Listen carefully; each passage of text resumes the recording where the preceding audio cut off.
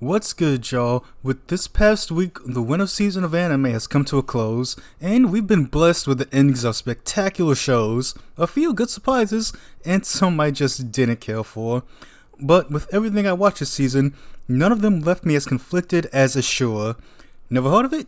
Well, I'm not surprised, cause it didn't seem like too many people watched it, and a good number of people that did dropped it in the first half of the season. So, if you don't know what it's about, let me give you a quick rundown. You know how every fantasy world has an all-powerful demon king? Well, he's dead. And the thing is, no one knows who killed him. In an attempt to find this person, a tournament is planned to determine the one true hero, even if they're not the one who actually killed the demon king. Why? Because politics.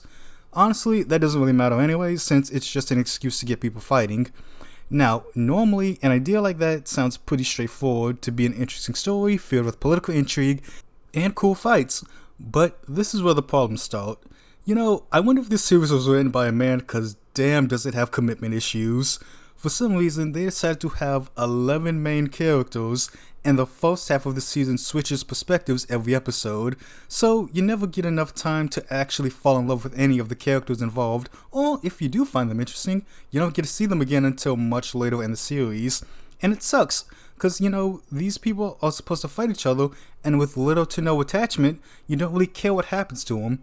But that's the thing about the show, even though you may not be fully invested, it's enough to slightly pique your interest in the stories that could be told with these characters. Every one of them has the potential to lead their own series, but they've just been thrown all together in this one. The concept of switching perspectives can work out for something like a light novel, since text is usually more descriptive and lets the moments breathe, but storytelling like this doesn't really translate well when you're trying to streamline a narrative. I will say those introduction episodes can be interesting with the amount of world building and backstory they contain, but all that momentum is stopped when they reset to follow someone else. It feels like you're watching 5 consecutive episode ones where not much happens, and then all of a sudden shit hits the fan with what feels like no proper build up, and we're supposed to just care about these characters, you know? It kind of feels like how DC wanted a Justice League movie without properly setting things up. It just doesn't work. With the way they set up the series, it was kind of hard for me to get into it. Characters are what I'm drawn to the most when starting a new anime, so it was a bit difficult. But there is one thing I think they did incredibly well. The way they portray the powerlessness of certain people and the hatred or fear that comes along with it makes for some very interesting storytelling. You know, we're used to the overpowered fights that level cities, but not a lot of stories focus on those affected.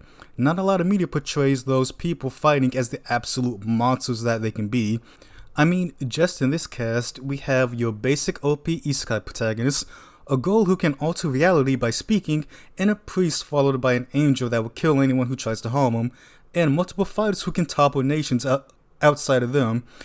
When someone reaches that certain level of power or skill, they're pretty much free to do whatever or take whatever they want, and that's a constant theme throughout this season. There's a lot of talk about what it means to be free and the circumstances surrounding that need. Many characters are willing to kill based on some arbitrary fact, or just for the sake of fighting strong opponents, not caring who gets caught up in the middle. Usually with stories, we closely follow specific people, which allows us to sometimes justify their actions even if they're not the most ethical decision. But here, it almost feels like we're removed from seeing them as people ourselves. It really allows for the full brunt of their actions to be felt as a viewer, to see how their selfish nature leads to constant destruction, to be in the place of an insignificant pawn while the players decide who gets sacrificed. Personally, I'm always a fan of storytelling like this, and it's one of the things this anime does very well. It portrays these people as selfish monsters, but also wants them to become a fake hero for the public, and honestly, that's something I find very interesting and can carry this series if executed well.